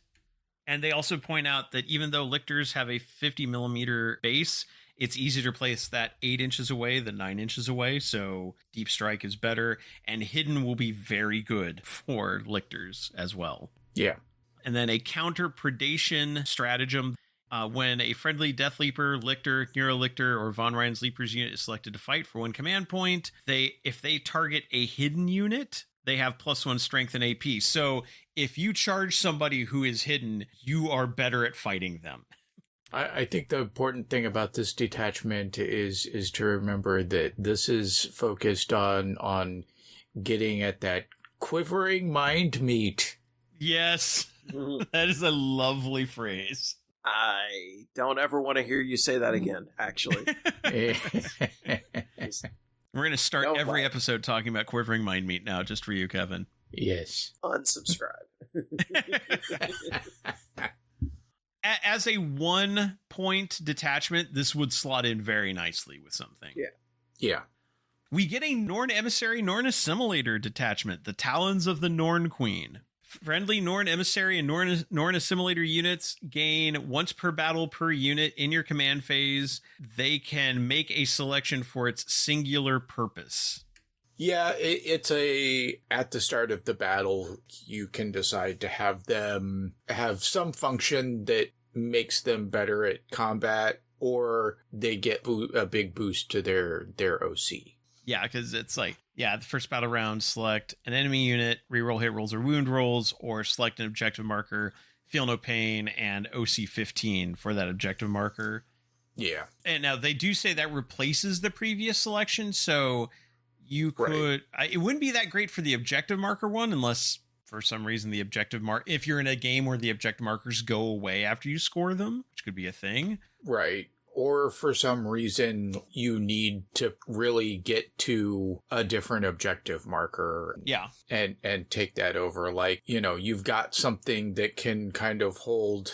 After the Norn Emissary has cleared something out, you've got a unit that can kind of hold that objective, and like the only thing that's effective that's going to be able to take another objective is going to be the Norn. Then I could see that being useful there. Yeah, no, I can definitely see that. So whether you're using it offensively or defensively, and you can, like, okay, I needed to kill this unit, now I need to sit on this objective and hold it. Maybe that, that's also a thing you could do. Yeah. So that makes them a lot more flexible. They have an upgrade for Norn Emissaries. They give their ranged attacks anti-character 2+. That's neat. Always solid. And then a strat, Catalytic Biofortification. When one of your Norn assimilators suffers a mortal wound, they gain Feel No Pain 4 up against mortal wounds. They don't state this, but my guess is, unless otherwise stated, stratagems now effectively last until end of phase, or possibly end of turn, but I would imagine end of phase. And then a returning detachment, the Warrior Bioform Onslaught, which this is your Tyranid Warriors detachment. This gives both varieties of Tyranid Warriors the Tyranid Warrior keyword and the Battle Line keyword. And it makes all your Tyranid Warriors, your Prime with Lash Whip, and your Winged Tyranid Prime a 5-up invulnerable save, or as it's known, INSIV, the new abbreviation for invulnerable save. I don't know if that's going to replace double plus for people. I don't see that one catching on quite as much, but it is it is the official abbreviation.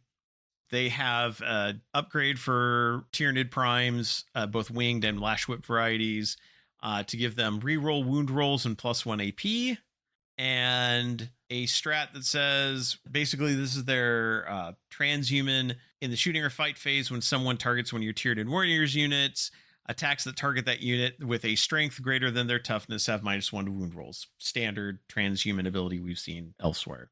I'm surprised that one doesn't have a standardized wording or standardized keyword yet. One thing I am noting, though, I've been seeing rerolls of wounds. I've been seeing like modifiers to wound rolls. I've seen a couple of things that have reroll hit rolls of 1. I am not seeing, so far at least, a lot of rerolling hit rolls. Yeah, I've kind of noticed that too, yeah. That may just be what we have seen so far, and we're not aware of those other ones yet. But I think they mentioned, that there were going to be fewer rerolls in this edition, and I'm fine with that. I think they said that at the start of 10th edition too, but Yeah. We'll see how that happened. That didn't work out so well. But yeah, if they're trying to streamline like pace of play and make the game simpler, like getting rid of some of the rerolls definitely helps. Speed some of that up. So yeah, we'll see how long it lasts. And then on Friday, they gave us a double dose. They gave us Chaos Space Marines and Chaos Demons. Chaos Space Marines, we start off with the Cabal of Chaos. This is the return of an older one. This was their Psyker and Demon Prince detachment. It is similar. It's shifted a little bit, as it used to give like an aura effect to Demon Princes. It does not do that now. But in your shooting phase, when a friendly Heretic Astartes Psyker unit, excluding demons, is selected to shoot, if they make a Dark Pact, they have +1 strength. In the fight phase, when a friendly Heretic Astartes Demon Prince unit, excluding Khorne units, you don't get to play in the Psychic detachment. Aww. Sorry. Is selected to fight. If that unit makes a Dark Pact, then their melee attacks have +2 strength and +1 AP. They have an enhancement called Touched by the Warp. Heretic Astartes model only, excluding Khorne models. None for you. Because this model now has Psyker, and the model's weapons have Psychic. Now, in the video version, they explained something that really changes how that Psychic tag works. Because in the past, that Psychic tag meant nothing. It was a keyword that occasionally interacted with things that were good against Psychic abilities. Now, a weapon that has Psychic ignores all modifiers to hit rolls and ballistic skill and weapon skill. Interesting. And that is going to be a big shot in the arm for Thousand Suns. Not that they necessarily needed it. And Grey Knights. Yeah. I like it. Like those armies are, especially Thousand Suns with, but yeah, anything that's Psychic, which also means it ignores cover. Psychic weapons ignore cover. They ignore any other sorts of penalties. That's really good for them. That makes Psychic actually mean something, which it's been needing. So I don't hate it. And we get a stratagem, Fleshy Curse. At the start of your shooting phase, you select a friendly Heretic Astartes Psyker unit. You select a visible enemy unit within 12 inches. And so visible, I'm going to assume, also means if unit is hidden, it is not visible. So even if they're within 12 inches, you should be able to see them. They would not be hidden anymore. So they couldn't be like behind a building. But you roll a d6. On a 1, the unit suffers a mortal wound. On a 2 to 4, they suffer d3 mortal wounds. On a 5-6, the enemy unit suffers 2d3 mortal wounds. So gets very nasty. And then the note, these mortal wounds are inflicted by a psychic attack. And that's another interesting set of keywords, because it means now we can have stratagems that do psychic attack style things, but can be marked as, hey, this is a psychic attack. So if you have a feel no pain against psychic attacks, or if you have or you can't be affected by psychic attacks, this won't work on you. I like that. I like having that last sentence there, because I think that, again, opens up some interesting interactions and rules possibilities. We've got the Devotees of Destruction, which is a Havocs and Obliterators detachment. They said it's not technically Iron Warriors, but Iron Warriors will love it. Friendly Havocs and Obliterators units range attacks have heavy. Now, heavy, okay, fine. You don't move. It's +1 to hit. They've changed heavy. What? Yeah. In your shooting phase, each time an attack is made with a heavy weapon, add 1 to the hit roll if all of the following apply to the attacking unit. 1, that unit is unengaged, which now means if you are a vehicle with heavy weapons and somebody is right up on you, you no longer get to counter the penalty from big guns never tire. You didn't move, so you're heavy. Nope, doesn't count. You're engaged, so you don't get the benefit of heavy. The unit was not set up on the battlefield this turn, and no model in that unit has moved more than 3 inches this turn. You can slowly scoot forward at like half your movement speed and still have heavy. Still get the heavy bonus. So while the unengaged thing is a little bit of a nerf, I think the ability to actually scoot up a bit is a buff. Yeah, for sure. So I find that to be very interesting. Yeah, and sometimes you just want to, like, readjust your unit just a little bit. Like, they killed this thing that was within range of the objective. Scoot. Yep. Or, like, this guy didn't quite make it into the building. Well, next turn, boop, I can move him 3 inches in. Yeah. Yeah, and still have all the benefit. Or we're all on the ground floor. We're going to move 3 inches to the floor above us. Yeah. And get that lovely plunging fire bonus, too. So... yeah, that's heavy. I think is even better than it is in the current edition. Having a little bit of movement is a nice boost. And then we've got a enhancement for Warpsmiths called Pact of Destruction. When the unit uses Dark Pacts, the unit can reroll leadership rolls. And in the shooting phase, When this unit has shot, if this unit used dark packs, and if those attacks destroyed an enemy model, this unit heals 3 wounds. Yeah, no, warp smiths don't need that. And then a stratagem, Ruination's Bounty, your shooting phase, when a friendly Havocs or Obliterators unit selected to shoot. When your unit uses dark packs, your range attacks all have lethal hits and sustained hits 1. So why pick? You get both. Seems good. Very good. Yeah. Yeah. I think if I played Chaos Cool with that. Space Marines, I would have an appetite for this detachment. An appetite for destruction, no less. Yes. Yeah.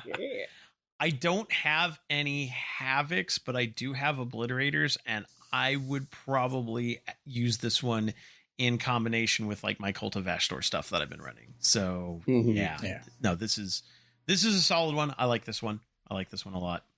Murder Talon Raiders.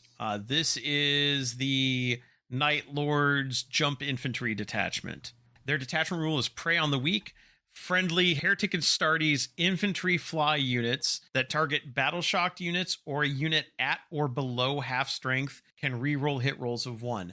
And that wording, at or below half strength, I have heard rumors, there's some guessing, that one of the side effects of this is tied into the Battleshock rules. For right now, you only have to make Battleshock tests if you are below half strength. There are some units that are like 2 models that will never be affected by Battleshock because they're never below half strength. This, like, if they change that to Battleshock makes you check for Battleshock when you're at or below half strength, that's a big change and makes Battleshock even nastier. And if this rule is kind of worded so it's consistent, like, hey, if they're battle-shocked or at or below half strength, still applies. Anyway, in those cases, reroll hit rolls of 1.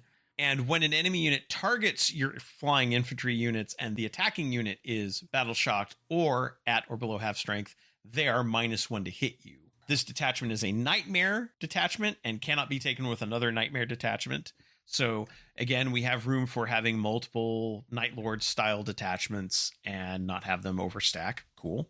The enhancement of the Shadow Cowl Talisman, Chaos Lord with jump pack model only. The unit has a 5-up invulnerable save. Cool. Always good. And then this one is interesting because of what they say before it. This is in a stratagem called Plunging Talons, and they say, a swift descent with Plunging Talons stratagem will tip the scales further in your favor because everyone loves rerolling wound rolls. And I've said, oh, you love rerolling wound rolls. Well, what is it going to give? It's going to give Twin Linked, right? When in the fight phase, when a friendly Heretic Astartes infantry fly unit made a charge, is selected to fight, that unit's melee attacks have Lance. Not Twin Linked, Lance. Is Lance now only going to give you rerolls to wound on the charge instead of the +1 to wound? Generally, rerolls are better than +1. Yeah. So it could still be better. It makes me wonder if Twin Link is going to be reroll hits, if they're going to change that. Which Twin Linked in the past was kind of reroll hits. It was weird when it became reroll wounds. So having that come back to reroll hits, that is a guess. We don't know if Twin Linked has changed yet. But it makes sense that if Lance is now reroll wounds, you wouldn't have Twin Linked also reroll wounds. But that's interesting. That raises some interesting questions. So I'm curious about that one.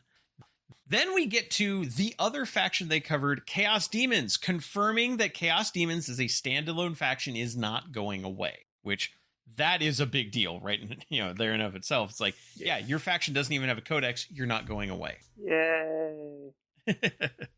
We get 3 detachments covered. There's the Cavalcade of Chaos. This is your cavalry detachment. If a friendly Legions Demonica mounted unit made a fallback move this turn, you're still eligible to shoot, eligible to charge. So fall back and charge, fall back and shoot for Blood Crushers, Seekers, things on Fate Skimmers, etc.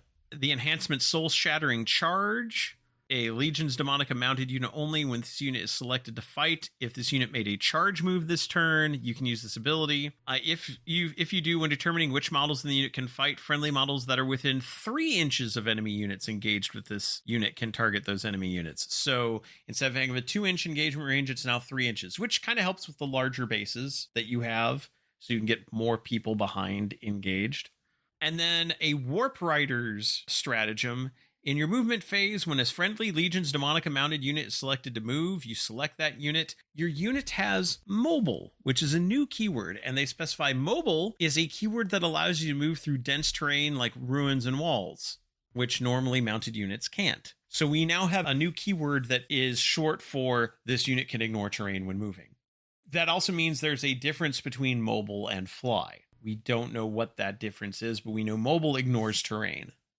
We've got a Lords of the Warp detachment, which is interesting because it talks about how all the heralds are all very useful. So friendly character models excluding monsters have +1 leadership in OC. You've got an enhancement that gives non-monster character units +2 wounds, and that is an upgrade, so you can spread that around. And then Carnival of Excess, which is named after the detachment from Emperor's Children, I guess. A stratagem that says, in the fight phase, when an enemy unit has fought, you select a Slanesh demonic character unit and that has not selected to fight, and that unit has fights first and must be the next unit you select to fight. So giving somebody fights first is kind of a way to interrupt combat now. Nice. And then finally, Warp Tide, which is focusing on battle line units. They have the detachment rule Shutter Blink. When a friendly demonic battle line unit is selected to make an advance move, your range attacks have assault and you can still charge. So it allows them to move quickly and shoot and charge. A enhancement for battle line units called Bane Forged Weapons, which just gives all their attacks +1 strength. And then Demonic Infestation as a stratagem. In your command phase, one friendly Legion's Demonica battle line unit, except for Pink Horrors, your unit heals 3 wounds. And heals is now a keyword. Like heals is a like bolded rules word, which makes me think heal is going to be a standard term for returning models or returning wounds to multi-wound models. So like you could rewrite reanimation protocols to be just like roll and your unit heals this many wounds, things like that. So we now have a standardized rule set for healing, which I don't hate. It's like we're seeing all these little teases of the way wording is changing, the new keywords or the changes to old keywords that are starting to paint a picture of how 11th edition, while it is not a full reset the way 9th to 10th was, I feel like this edition is going to be way more different than we thought. Right. You know what I mean? Like all these little changes are adding up. Yeah. Yeah, it looks like they're hitting, using, well, as we kind of talked about before, like with like expanding out the design space and stuff like that, they're using some of these levers and tweaks and little additions, adding just keywords to detachments changes the way that detachments get used. Tweaking a rule here changes how, has these other cascade effects. So I'm excited. I think it's going to play a lot differently despite not having to like fully relearn the game, so I think it'll be a good, hopefully it'll be a good refresh and a good reinvigoration of the game. Yeah. I do think that they're obviously going to drop this with faction packs, kind of like what they did. They did it for Age of Sigmar. They did it for 10th edition. Now, again, these are not going to be like full codexes like they were with like the indexes with 10th edition, but there's going to have to be so much errata to reword abilities, to use the new standard, to change some of the abilities where it's like, hey, this unit used to have this keyword where now it makes more sense for them to have that keyword, or these units gain the mobile keyword, or there's just going to be a lot of little changes. There's going to be a lot of, like, I've seen Tau players wondering how their army rule is going to change. Like, how is it going to interact with things like hidden and detection range and stuff like that. There's going to be a lot of little changes to everything. There's going to be a learning curve for everybody, but not, like I said, not to the extent of having to relearn the entire game. But the first couple of months are going to be a real adjustment period for everybody, I'm sure. For sure. Yeah. That said, I have not disliked anything I've seen so far. Yeah. Like, everything I've seen so far is painting a very interesting picture and addressing some of the points that I think we've complained about in the past, like when we've done our grade cards on 10th edition, like complained about like leader abilities not working that well. Well, we know that leader abilities now just stick around whether you're leading a unit or not. You just always have that ability. We've complained that Battle Shock doesn't feel like it does quite enough. Well, they've definitely addressed that issue. There's, if the changes that we are seeing to Battleshock are what we think they are, Battleshock armies are going to be much more powerful on the board. It's going to be a viable play path. Psychic is actually going to mean something. That's something we didn't care for in the in this edition so much. We're getting better standardized rules, things that are like the rules are just cleaned up. They feel like they're going to be a little bit tighter. We know the rule book is going to have everything very clearly numbered with like cross-reference numbers. I really like that. That is really solid. Now, I feel like this is going to be a good addition to play. It's going to feel good. The rules are going to make... It feels like the rules are going to make better sense and just generally parse better. We hopefully won't see the same rule, like reworded slightly differently a whole bunch of places. We're going to see, like, Surge Move will be standard across the board. Ingress Move, standard across the board. Stuff like that. Just standardized quality rules. Life upgrades. Huge quality of life upgrades without being, like, a massive... Oh, well, we've scrapped everything, so your codex doesn't work. Although, again, I am curious how many codexes are going to really work out of the box. I mean, hell, some of the older ones like Mechanicus don't work out of the box as they are. They're right. like we're going to have a balanced data slate that's going to update everything to 11th edition day one. We'll have to. Yeah. But yeah, like, I don't dislike anything I'm seeing. If anything, I'm disliking the drip feed. Just give me the rule set. Just let me see right. it. I just want to see They got to build their hype. They got to build the well, hype, and they got to push it into the next fiscal year. So, Well, yes. Yeah, we know that. In fact, speaking of that, we know what their fiscal year starts June 1st. Yep. So we were talking between segments and trying to figure out when is this going up for pre-order. A few things we know. First off, their fiscal year starts June 1st. They do not want to have it available for pre-order. They do not want to be collecting money for this before June 1st. Yep. We also know that they said in either the unboxing or the Adepticon preview, I think they said during the unboxing that you would be playing this by the end of June. So we know it will come out in June. Based on the size of this product, and we know that recently we've had a lot of products that have had 2-week pre-order windows. There's no way they do not give a launch box a 2-week pre-order window. Absolutely not. Yeah. Based off of all that, my guess, since they do their pre-order announcements on Sundays for the next week, May 31st, we get the pre-order announcement. Warhammer 40,000 Armageddon will be available for pre-order next week. This also coincides nicely with Games Day UK. We know they're going to be at UK Games Day. We know they're going to have an event there. UK Games Day is May 29th through the 31st. So that Sunday, the last day of the event, maybe they're doing some preview stuff of 11th edition there. Maybe they stream 11th edition games from there. They've done that before at US Opens. So, for like 10th edition, they did that. So so they announced that at UK Games Expo. I think it's UK Games Expo. We know they announce it there. June 6th goes up for pre-order. 2-week window. Pre-orders end on the 20th. And then June 27th, the box hits stores. Therefore, fulfilling you'll have it in your hands by the end of June. Now, whether they will release the rules, like the rule document, because again, as I mentioned in the first part, there's no way they don't have a free digital set of the rules available. They've done that for the last few editions. I think they will make the core rules available the day it goes up for pre-order. I don't think they wait until the edition is on the street. You'd see that, yeah. Because I think you want to give people those 2 to 3 weeks to get used to the game for existing players so they can hit the ground running. Right. Yeah. Like maybe the first week of pre-order core rules, and then like the second week of pre-order, maybe they'll do faction packs. Yeah, I could definitely see that. Let everybody have a week to read through the rules and digest them, and then drop all the faction packs with all the detachments, the errata. This officially will replace the old faction packs at that point. And that also gives people we're going to release the rules on this date. That tells everybody, hey, if you don't already have a copy of the old rules downloaded and you still want them, get them. Same thing for the faction packs. And then giving everybody a very firm, this has a street date of the 27th. That is the official rule set we're going with. That gives everybody 2 weeks, 2 to 3 weeks to get up to speed with the rules, which they'll want for competitive play. There will be events that are hyped to be like the first events in July that have games going on, which the weekend after that will be 4th of July weekend after the 27th, which would be a perfect time for people to get together and play. Yeah. So, I mean, not that they necessarily care that much about US dates, although they do definitely have a US events team, so I'm sure they're involved.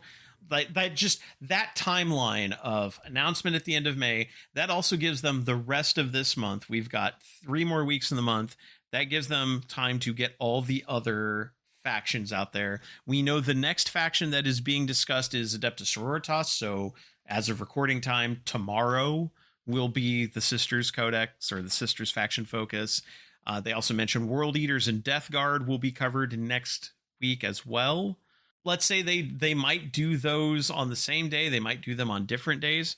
I would be surprised. I would honestly be surprised.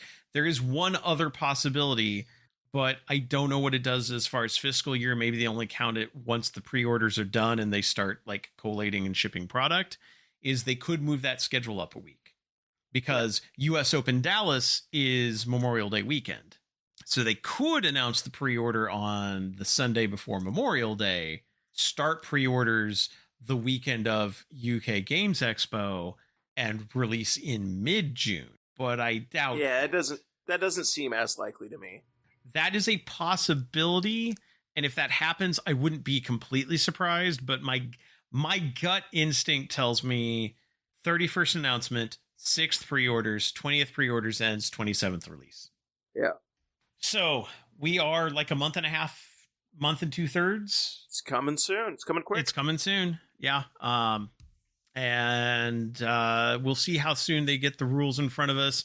I am probably in the meantime going to either make or acquire a set of terrain bases and maybe a few of them so that our group can start playing around with those and just getting used to them. Mm-hmm. So that because I was getting a game in yesterday and we were putting terrain away and I just realized, man, we're going to have to retool all our terrain because all our terrain, like we don't actually have bases for a lot of our terrain.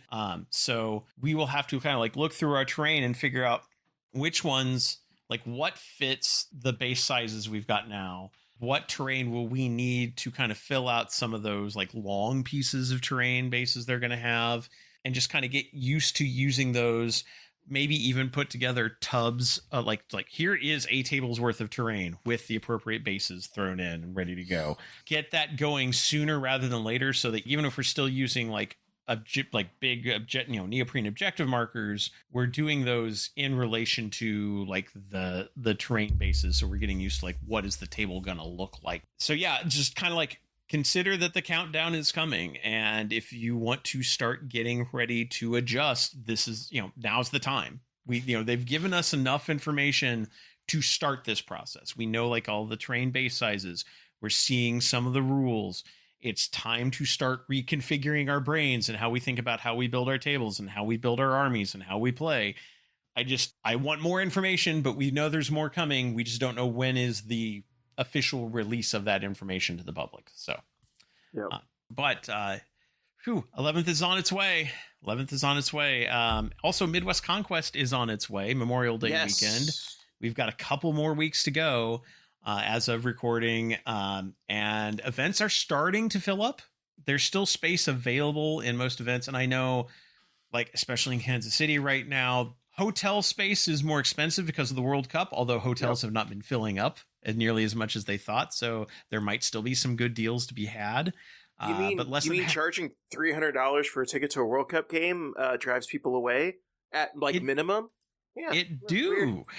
Who knew? Yeah. But less than half the spots are available in the 40K Grand Tournament. Less than half the spots are available in Age of Sigmar. About half are available in Bolt Action. Half are available in the Narrative. Yep. And there's a Warhammer The Old World event. That one, not just about half still available there, but seats are selling. So if you were wanting to attend, now's the time to sign up. So next couple of weeks for sure. Yeah, MidwestConquest.com. Expect those spots to start disappearing. Yes, there's U.S. Open Dallas the same weekend, but that's not the first time this has happened, and there's plenty of spaces in the event. You know, we've had no problem filling those events, even when there's another U.S. Open going on at the same time. So no one wants to go to Texas anyway. Right. Dennis isn't even going to be in Texas that weekend. Exactly. So.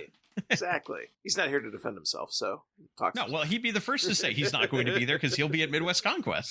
Yeah. But yeah, Midwest Conquest 2026 at Raytown High School in Raytown, Missouri, May 22nd through 24th. Again, you can find it there, or you can go to Best Coast Pairings and just search for Midwest Conquest. You can find all the events there. But those spots are disappearing. So get in. This may be the last ride of 10th edition for a lot of people. Yep.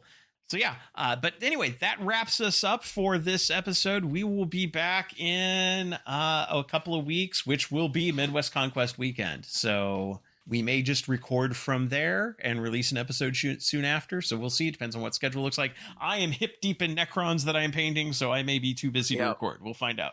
But But anyway, from all of us here at Preferred Enemies, I'm your host, Rob. Kevin. And Richard. Good night, good gaming, and yeah, this edition is coming, and I can't wait to see it.